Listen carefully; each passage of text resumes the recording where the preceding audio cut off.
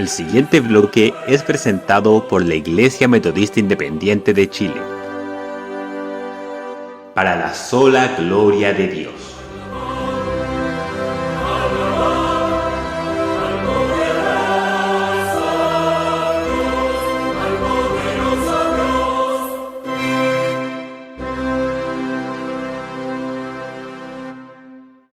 Cualquier cristiano bien enfocado en Cristo sabe que aunque solo sea por el mero hecho de poder respirar, o sea, por el mero hecho de tener vida, ya le debemos dar toda la gloria a Dios. Estamos predicando el libro de los Salmos y yo no sé si sabéis cómo termina este libro de los Salmos. Termina en el Salmo 150, versículo 6, y dice: todo lo que respira, alabe al Señor, aleluya. Así que sí, aunque solo sea por el mero hecho de haber sido dado salud y de tener vida, y por lo tanto por el simple hecho de poder respirar, todos debiéramos darle en todo momento la gloria a Dios, celebrándolo y celebrándolo todos los días. Y eso, celebrar, es lo que hacemos todos nosotros, todos los días, y juntos todos los domingos. Así que lo vuelvo a decir otra vez: todo lo que respira, alabe al Señor, aleluya. Así que hoy, además de alabar al Señor, como siempre hacemos con nuestra vida, vamos a reconocerle algo que debiéramos recordar siempre. Y es lo siguiente: Señor, tú nos has traído hasta aquí. Pero, ¿por dónde nos has traído? Fundamentos bíblicos. Bien, creo que el de hoy va a ser un día de reflexión interesante y hasta necesario para saber por dónde hemos estado caminando hasta la fecha y si lo hemos estado haciendo bien. Porque no se puede llegar a Cristo por cualquier camino. De hecho, solo hay un camino y el camino es Cristo mismo. ¿Cuáles son esos fundamentos bíblicos inalterables, fundamentos que nunca debiéramos olvidar, fundamentos que nos han dado y que nos deben de seguir dando nuestra identidad como cristianos? Bueno, yo los voy a resumir en 5 y para ello me voy a basar en unas palabras del apóstol Pablo a los Efesios. Porque por gracia sois salvos por medio de la fe, y esto no de vosotros, pues es don de Dios, no por obras, para que nadie se gloríe, porque somos hechura suya, creados en Cristo Jesús para buenas obras, las cuales Dios preparó de antemano para que anduviésemos en ellas. Comenzamos. Primer fundamento, sola Escritura. Siempre hemos sido conocidos como el pueblo del libro, aunque desgraciadamente hoy ya no tanto. Y sin embargo es una buena descripción, porque nuestra identidad como cristianos está basada en la palabra de Dios y no en nuestra propia opinión o en tradiciones humanas. Por eso no debiéramos perder nunca esa identidad. Esa es una identidad que nos diferencia de todos, ¿no? Y no poner nuestra esperanza en opiniones humanas o en tradiciones, ¿no? Una identidad, la que está expresada en la palabra de Dios, que es una identidad objetiva, o sea, es lo que Dios piensa de nosotros, y no subjetiva, o sea, lo que nosotros pensamos de nosotros mismos. Ya lo advertía Jesús a los religiosos de su tiempo, ¿no? Bien invalidáis el mandamiento de Dios para guardar vuestra tradición. También lo recordaba Pablo: mirad que nadie os engañe por medio de filosofías y huecas sutilezas, según las tradiciones de los hombres, conforme a los rudimentos del mundo y no según Cristo. El gran problema del hombre, el gran problema por el cual el hombre no encuentra la verdad y por lo tanto no soluciona sus más graves problemas, estriba que no la busca fuera de sí mismo, siempre busca la verdad en sus propias opiniones. El hombre como referencia, como si él fuera infalible.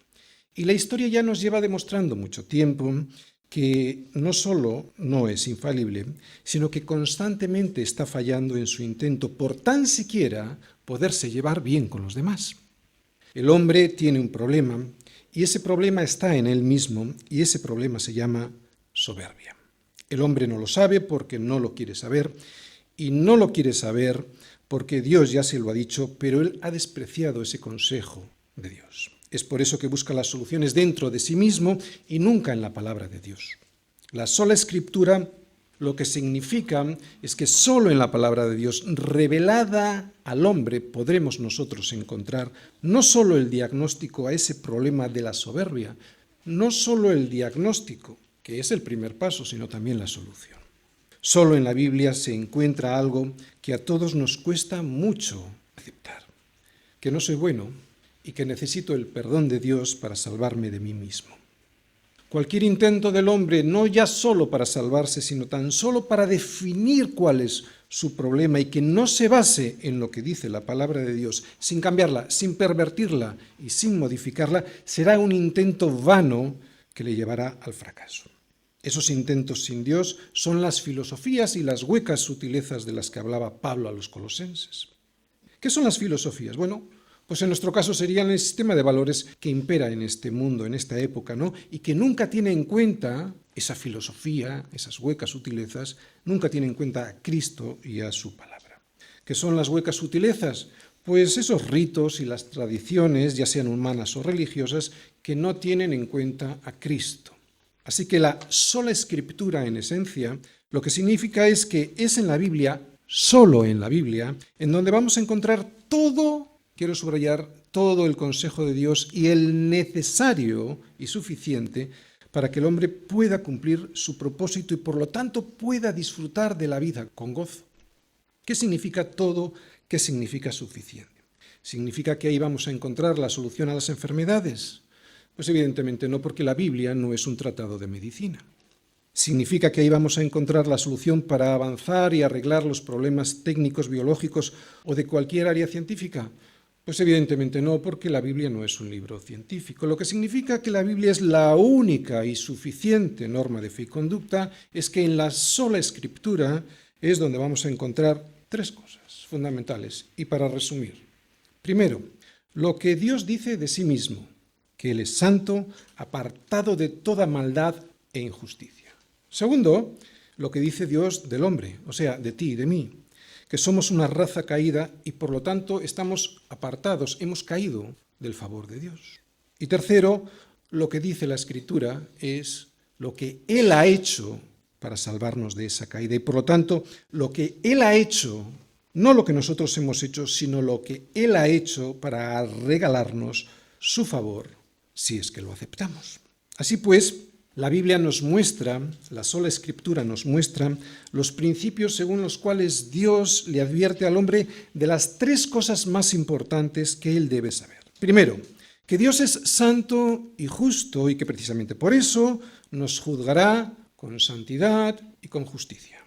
Segundo, que nosotros hemos caído en desgracia debido a nuestra desobediencia y que precisamente por eso y debido a esa caída en rebeldía seremos juzgados y condenados. Y tercero, e increíble, que Él ya ha pagado por esa desobediencia.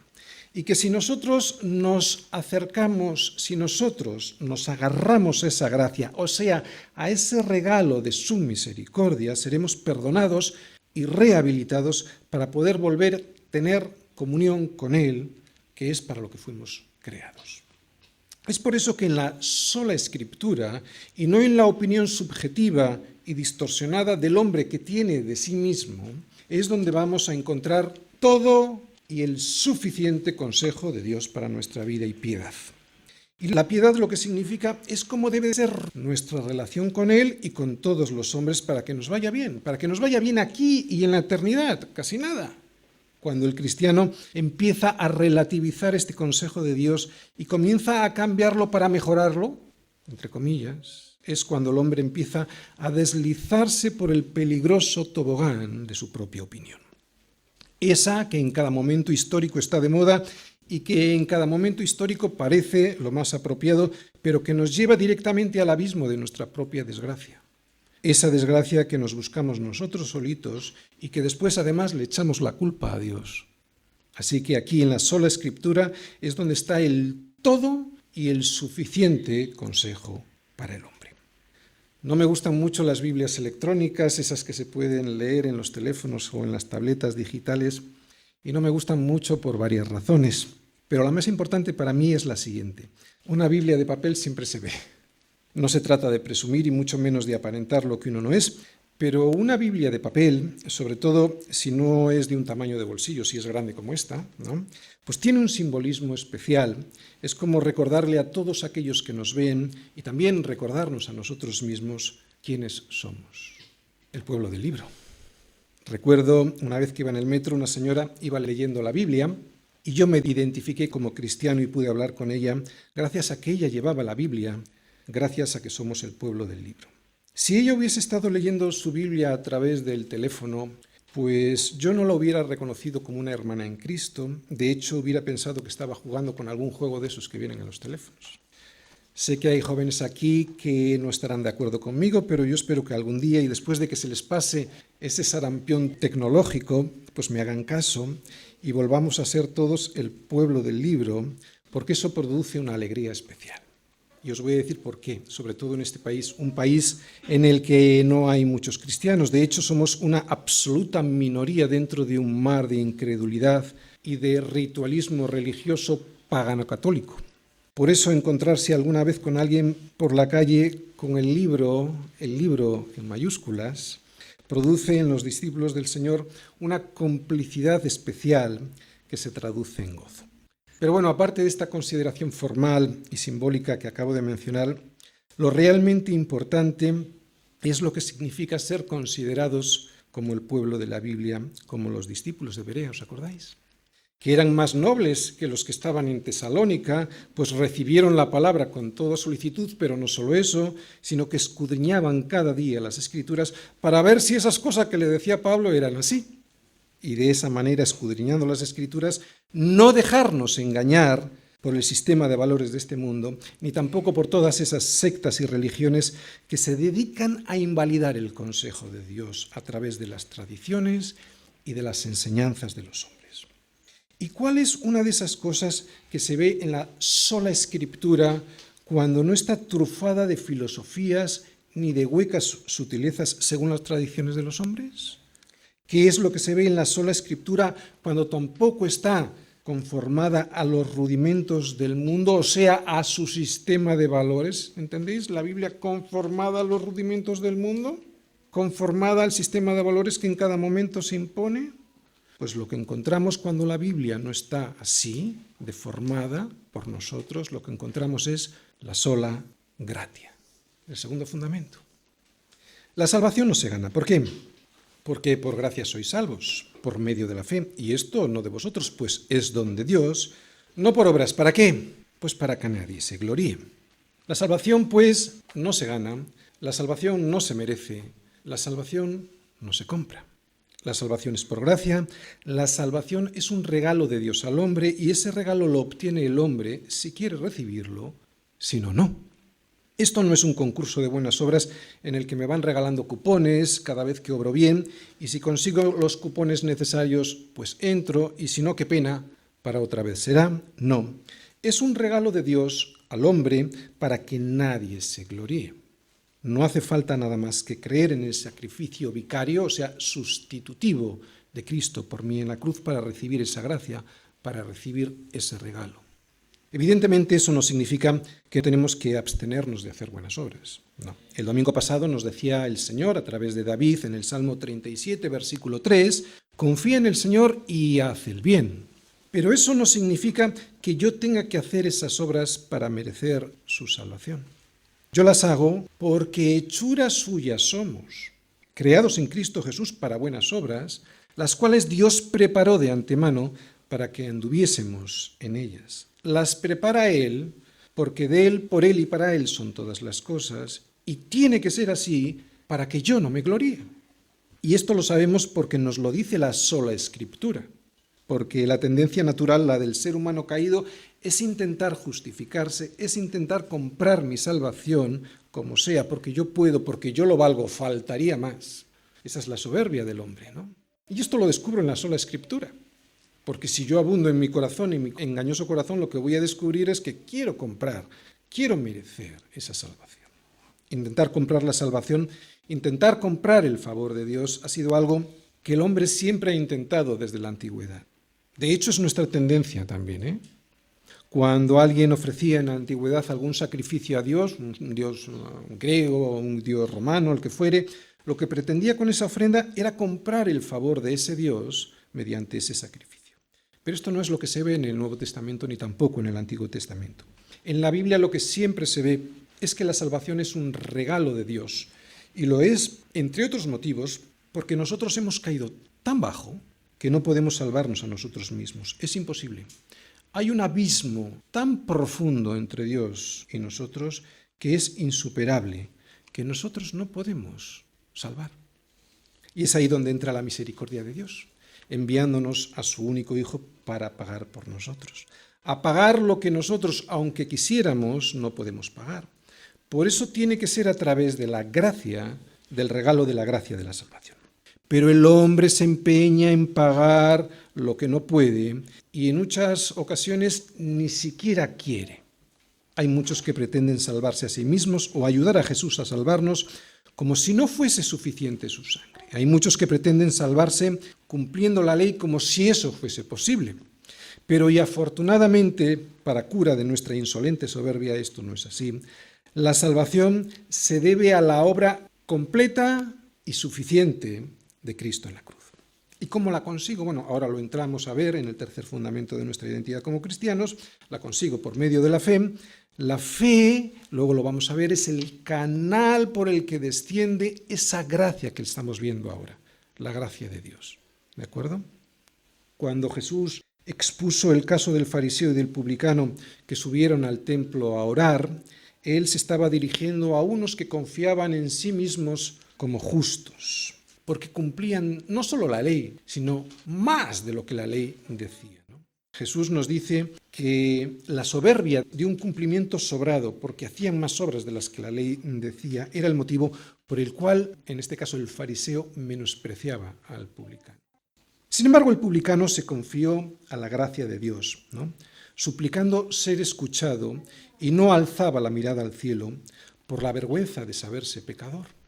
Pues ante semejante soberbia de confiar en sí mismos como justos y por confiar en sus propias justicias, Jesús les dijo estas palabras: os digo que el publicano, descendió a su casa justificado antes que el otro, porque cualquiera que se enaltece será humillado, y el que se humilla será enaltecido. Y las obras lo único que hacen es ensoberbecernos, ensalzarnos nosotros a nosotros mismos. Solo la gracia que se ve por toda la Escritura es lo que puede salvarnos, el regalo de Dios. Por eso, todos aquellos que son verdaderos cristianos tienen muy claro que la salvación no se gana, que la salvación no se merece, que la salvación no se compra. La salvación es un regalo de Dios que se obtiene por medio de la fe. Y ahora vamos a ver y a entrar en el tercer fundamento, la sola fide.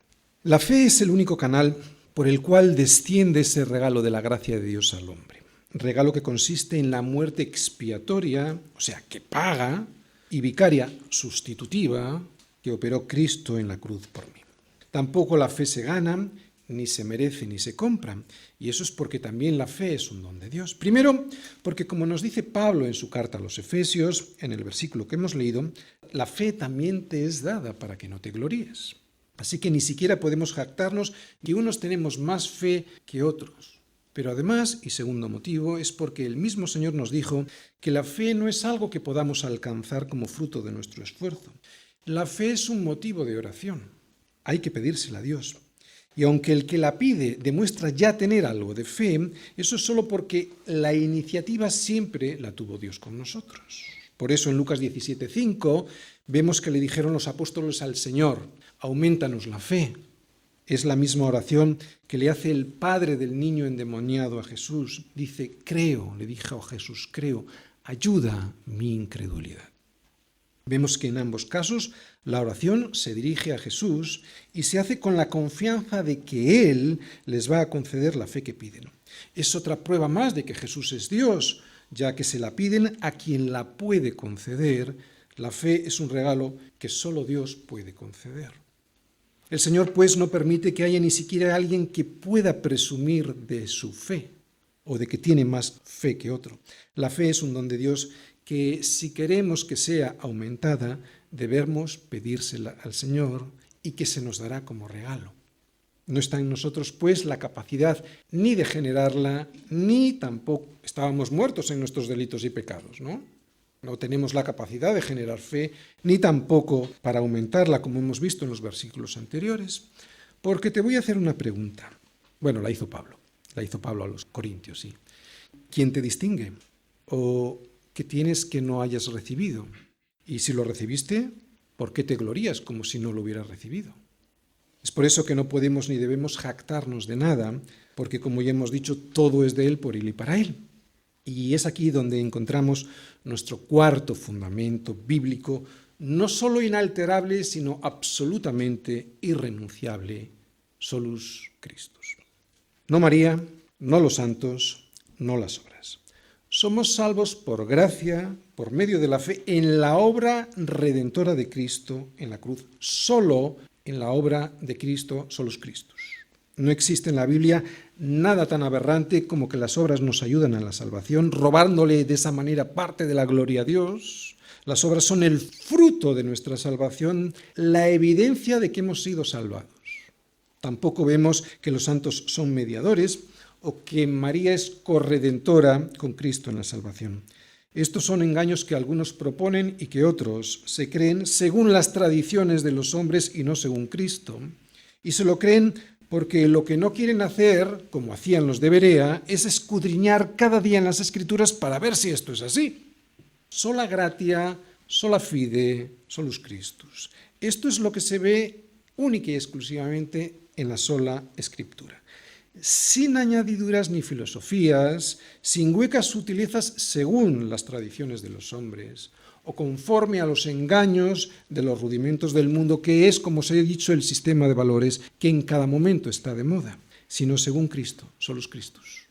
Dios puede ser justo y al mismo tiempo justificar a alguien que no lo es, porque a través de la fe esa persona recibe el regalo, la gracia, del sacrificio sustitutivo que Jesús realizó en la cruz, pagando por la culpa de la persona que acepta ese regalo.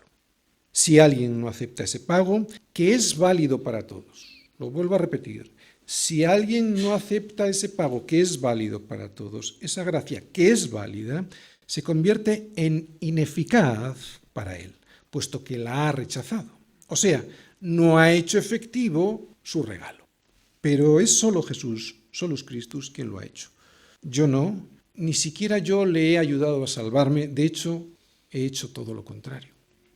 Solus Christus también significa que es Él el único mediador entre Dios y los hombres, porque hay un solo Dios y un solo mediador entre Dios y los hombres, Jesucristo, hombre.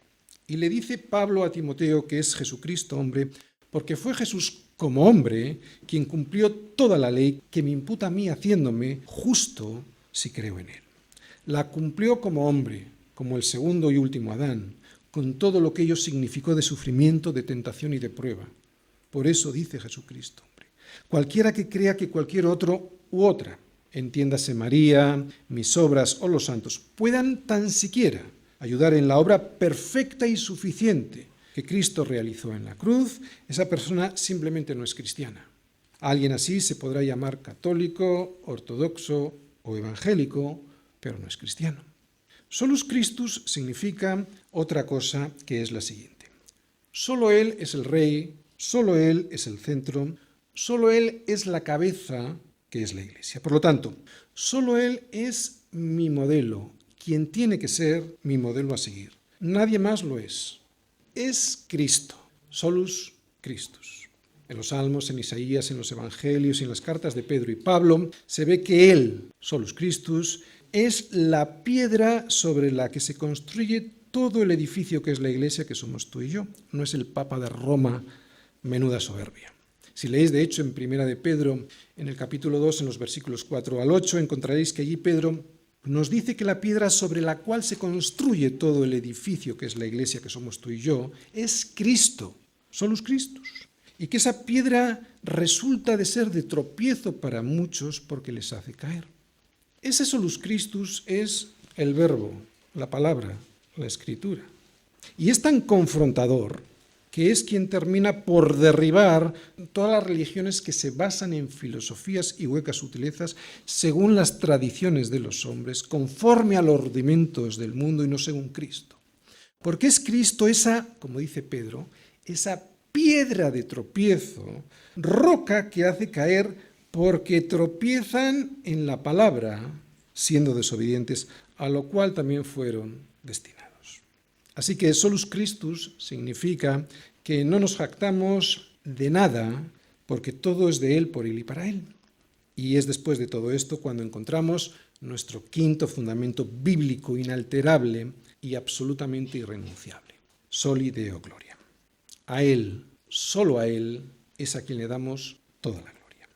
Y esto solo ocurre así, de verdad, y no solo teóricamente, cuando los otros 4 fundamentos que acabamos de nombrar los hemos interiorizado, cuando los hemos hecho carne, cuando los hemos hecho mente, corazón y voluntad.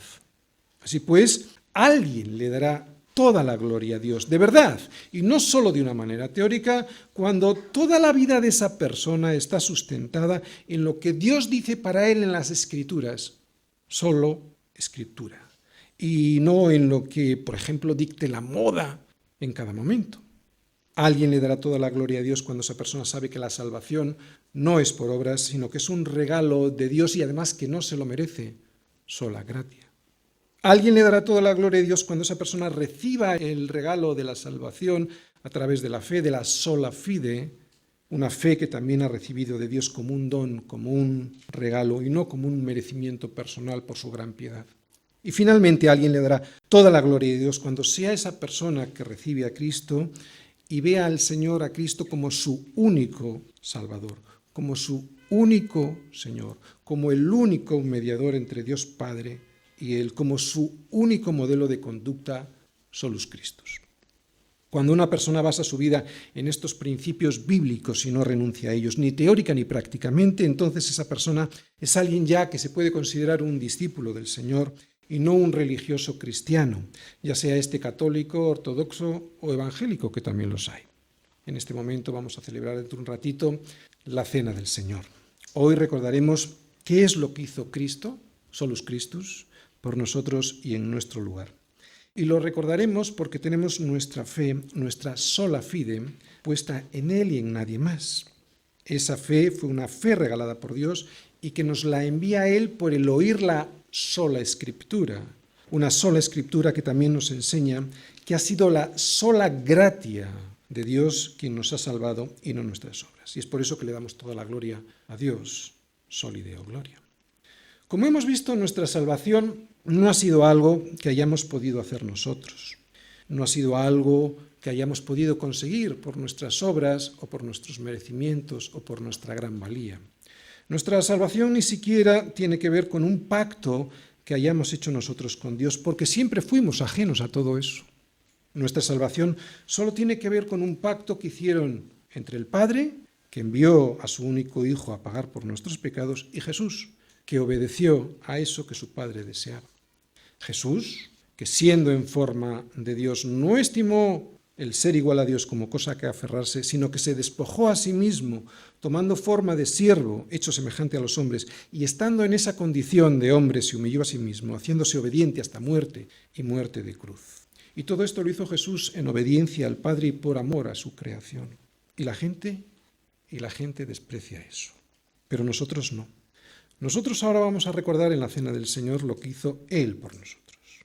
Y nosotros no lo despreciamos porque sabemos que un pecado, tan solo un pecado no perdonado, si eso es así, seremos condenados como culpables y por lo tanto expulsados de su presencia para siempre. Pero Jesús hizo la obra. Jesús, siendo el resplandor de su gloria y la imagen misma de su sustancia y quien sustenta todas las cosas con la palabra de su poder, habiendo efectuado la purificación de nuestros pecados por medio de sí mismo, ¿estáis entendiendo? Habiendo hecho la purificación de nuestros pecados por medio de sí mismo, se sentó a la diestra de la majestad en las alturas. Se sentó, se terminó, todo se acabó, consumado es. No tiene que volver a levantarse para hacer algo más por nosotros. Por eso dice que se sentó, porque la obra de la redención ya está hecha, es perfecta. No es necesario completarla por nuestra parte, solo es necesario que la aceptemos. Cristo ha pagado no solo un pecado, sino toda la soberbia y el desprecio que le hicimos al Padre al pretender vivir nuestra vida como un proyecto propio, sin tener en cuenta a Dios, como si Dios no existiera. ¿Por qué no seremos juzgados si aceptamos la condena emitida y ya cumplida por Cristo en la cruz?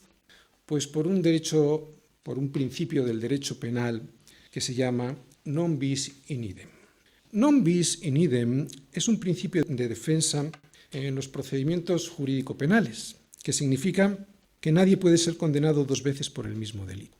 Y eso es lo que hacemos nosotros, nos acogemos a ese derecho y le decimos, Señor, yo confío en que tú ya has guardado la ley por mí y que aún así, siendo justo, has pagado por todos mis pecados. Así que, Señor, non bis in idem, no seré condenado porque ya he sido juzgado en Cristo, ya pagó Él por mí. Cristo, solus Christus, y voluntariamente, lo vuelvo a repetir, fue Cristo, solus Christus, y voluntariamente, quien pagó nuestro rescate, nuestra redención, nuestra liberación. Y lo hizo habiendo recibido sobre Él toda la ira que el Padre tenía reservada para nosotros por nuestra rebelión. Si alguien desprecia semejante regalo, semejante gracia, no sabe que la justicia de Dios habrá de ejecutarse sobre él, sí o sí. Y no lo sabe simplemente porque no le da la gana saberlo. Ellos creen que Dios es santo y por lo tanto bueno y tienen razón. Pero aunque esa bondad implica misericordia, si alguien la rechaza, tendrá que también recibir su justicia. Y sabemos todos muy bien cómo resuelve Dios su justicia frente al pecado. No hay nada más que mirar a la cruz y ver lo que pasó.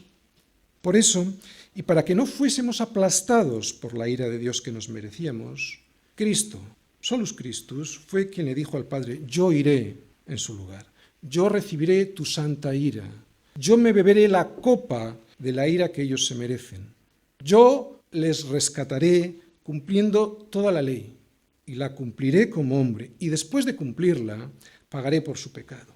Yo les imputaré mi propia justicia a cambio de que tú derrames toda tu ira sobre mí.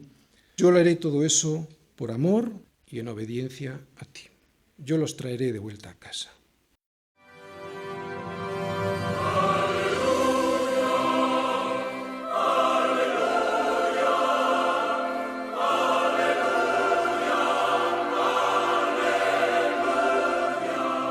Y aquí concluye nuestro programa de hoy. Los dejamos cordialmente invitados a nuestra próxima edición de Palabra Fiel para ser más edificados, equipados y establecidos en la fe que es en Cristo Jesús, Señor nuestro. El Señor les bendiga.